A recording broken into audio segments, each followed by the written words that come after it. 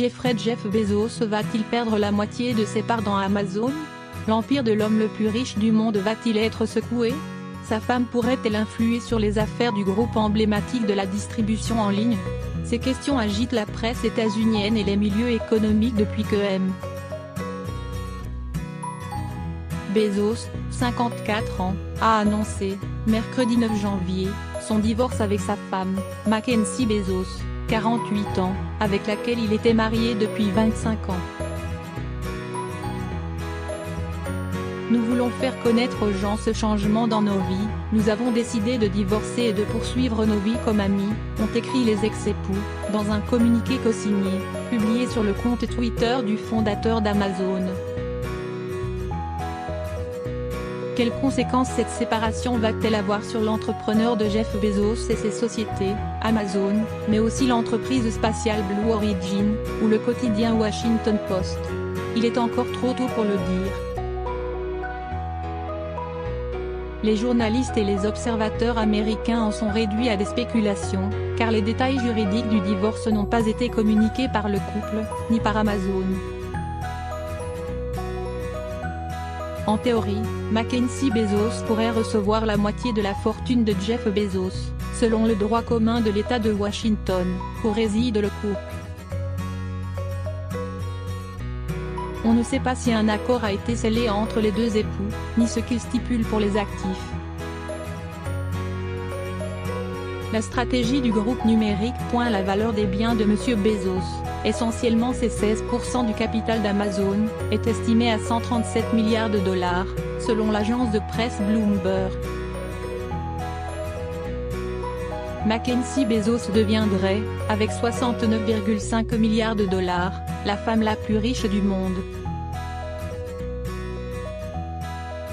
Si d'aventure cette dernière possédait 8% d'Amazon, elle pourrait tenter d'infléchir la stratégie du grand groupe du numérique, jusqu'ici décidée par son tout-puissant patron fondateur.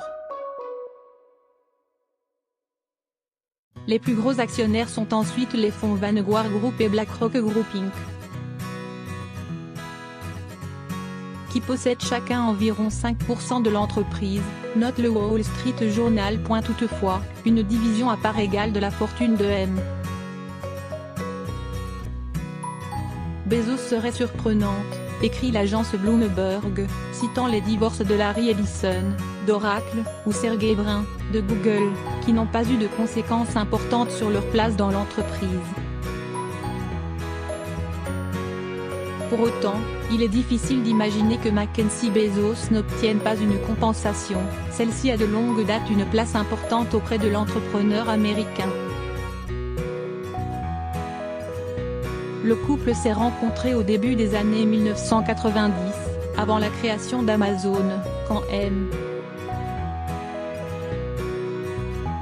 Bezos lui a fait passer un entretien d'embauche dans le fonds d'investissement David Elliott Shaw. Mariés au bout de quelques mois de relation, ils auraient fait ensemble un voyage en voiture jusqu'à Seattle, Washington, au cours duquel M. Bezos a posé les bases du concept d'Amazon, selon la légende forgée par le couple.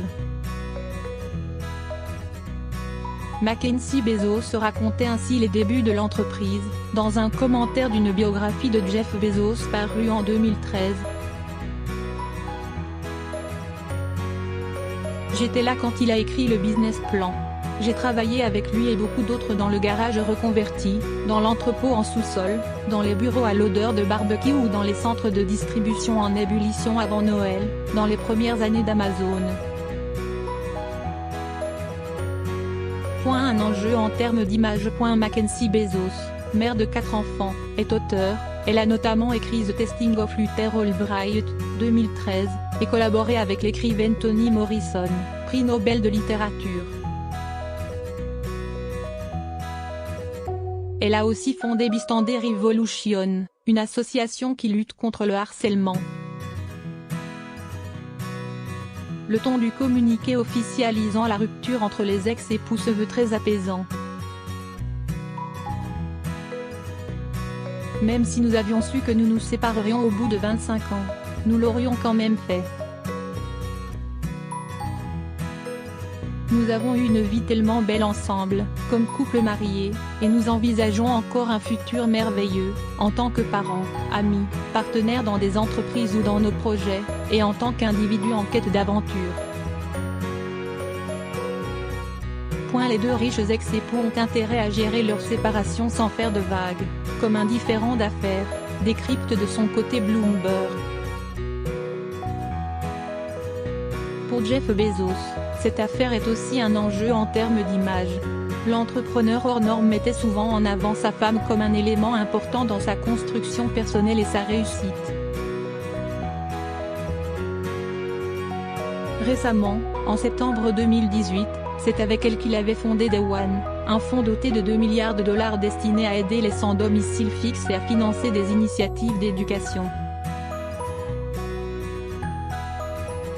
Pour un patron connu pour sa fermeté, à la tête d'une entreprise souvent critiquée pour son management dur, c'était là une incursion dans le domaine de la philanthropie, à l'image de celle qu'ont lancée ses pairs milliardaires et entrepreneurs de la tech Bill Gates et Mark Zuckerberg.